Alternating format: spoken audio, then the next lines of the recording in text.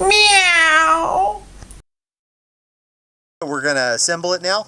The first thing the instructions say is to remove the shipping cap from the water inlet, but mine does not have one. It refers to there should have been a plastic cap over here when it shipped. I don't know, maybe it fell off in the box. All right, and step number 2 is to put on the handle with these 4 screws that came with it. So we're going to go ahead and put the handle on. That just pops right in the holes there, nice and easy. And then the screws are on the back.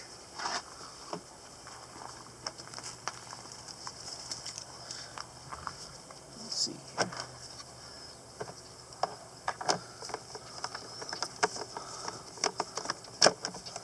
There we go. And remember, when you're screwing into plastic, you always want to just use a hand screwdriver. Don't use a power tool or you will strip out the holes, because this is just going into plastic. There's no metal in here. So a power screw will ruin that. So you just want to get it nice and snug, not over tighten it, because you can even ruin them with your hand if you put too much pressure on it. And I usually don't get them fully tight until I get all 4 screws in. Usually works out the best that way. These holes are a little too narrow for this interchangeable screwdriver, so because they go way down in there and my screwdriver won't go that far. So make sure you have a standard screwdriver handy. Okay. Step 2, we want to connect the high pressure hose hook. So that's all this is. And very easy, it just slides right down into here. There you go. Okay, the last thing we're going to do is connect the high pressure hose to the front of the machine. We'll go ahead and open that up.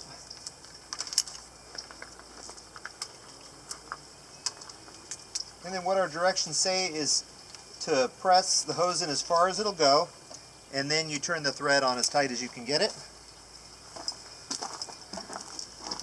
So as you can see, that pulls back. So, oh, this one did come with a little plastic shipping protector, so make sure you remove that. So that should just screw or pop right off.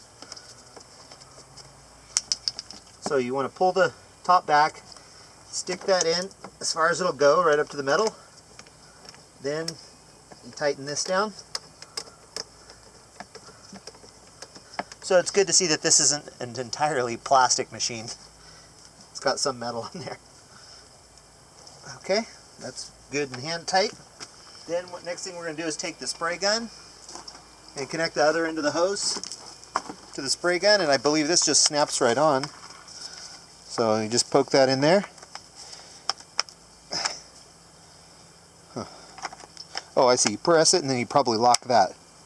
Yep, that locks it nice and tight. So to remove it, so pretty easy. Okay, so next, since we're going to wash a car, I'm going to go ahead and put on the soap dispenser.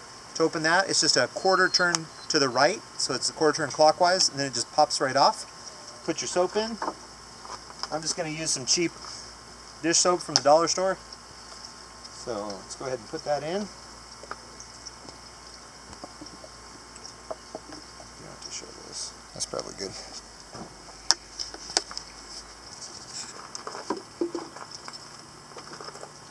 Okay, once you got that, pop her back on. Quarter turn to the left. But now I'm going to attach the soap to the pistol. And when you put this, you have to give it a really good hard push in and then turn it. So it's kind of pressurized, and then you'll feel it lock into place. If you just put it in and try to turn, it's not going to go. You got to give it a hard push. You'll feel it kind of give way, and then you lock it in. Next, I'm going to connect up the hose.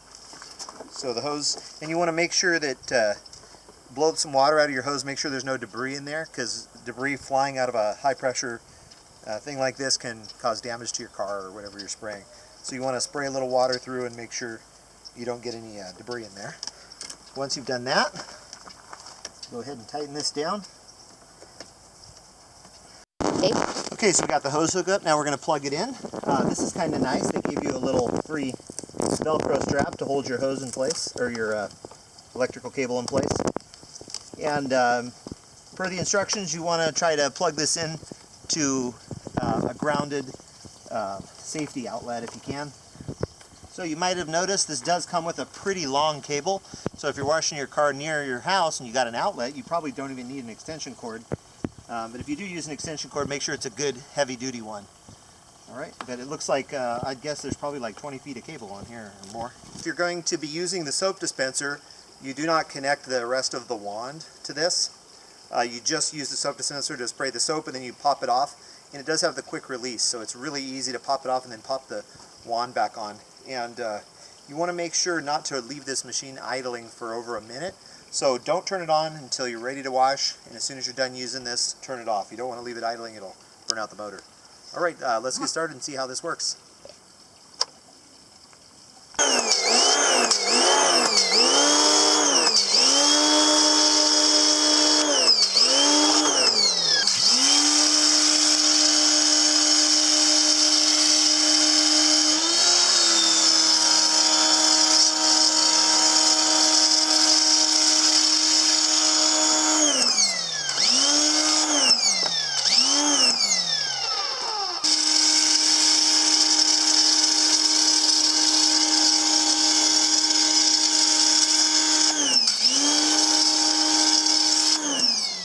Okay, so I got it nice and soaped up.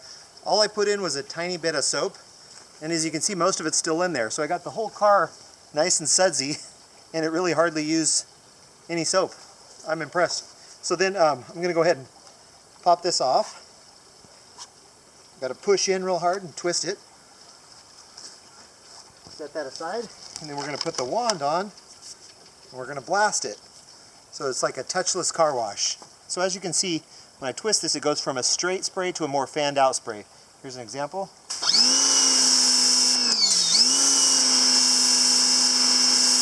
So we'll get a nice even spray that we like and we'll blast that soap off.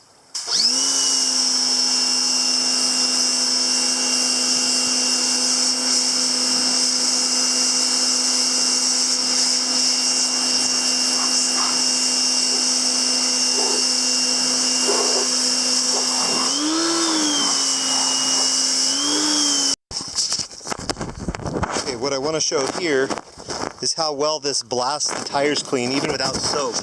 So look at all this black gunk that's accumulated on my tires. Okay, now watch this blast it off. Gotta get it to blast off the gunk you want to get. You wanted to get it to a fine spray, not a fine, like a straight spray, not so much the fan.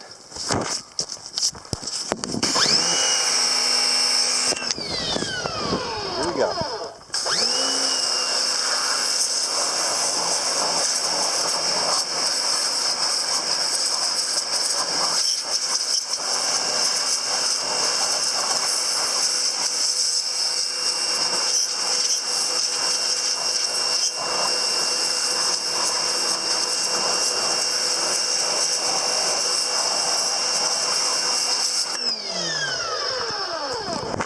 So as you can see, a lot of that just came off with just the spray and no soap. So that's pretty cool. Fun little feature of a pressure washer. So this is like on the most fine spray, this is how far it goes.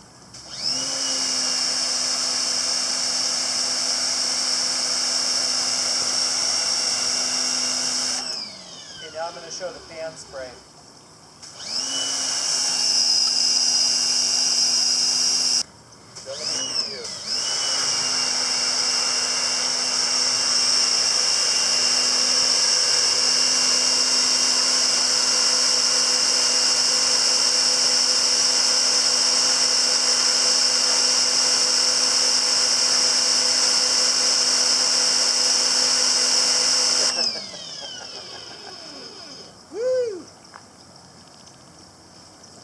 Overall impression of this is that for the money, you can't beat it. Longevity, of course, we don't know. I don't expect this to be a lifelong tool that I own. We don't actually do a whole lot of pressure washing, so it may actually last us a long time. I just thought it'd be fun to wash the cars and sometimes spray off the gutters and things like that. But I'm impressed with the pressure. It's plenty for what I need for small, like household things. It seems like it's going to be fun to clean the cars with, and it definitely really blasts some of the mud off. We live in the Northwest, and we don't wash our cars a whole often, and most people don't here because it just rains a lot. So a lot of the dirt you saw us getting off our car has been caked on for months and months. I think it's been probably 3 months since our last car wash. So, and this did pretty good blasting it off.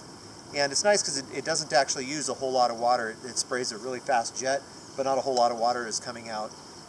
As I could see when I was spraying it in the street, it doesn't really make much of a pool, even though you feel like a lot of water is coming out. So I think for a high pressure washer tool for under 100, and actually quite a bit under 100, I don't think I could have done much better than this. I'm happy with it. So I hope you enjoyed the video, and make sure to like, comment, and subscribe for more fun reviews of different products. Thanks for tuning in.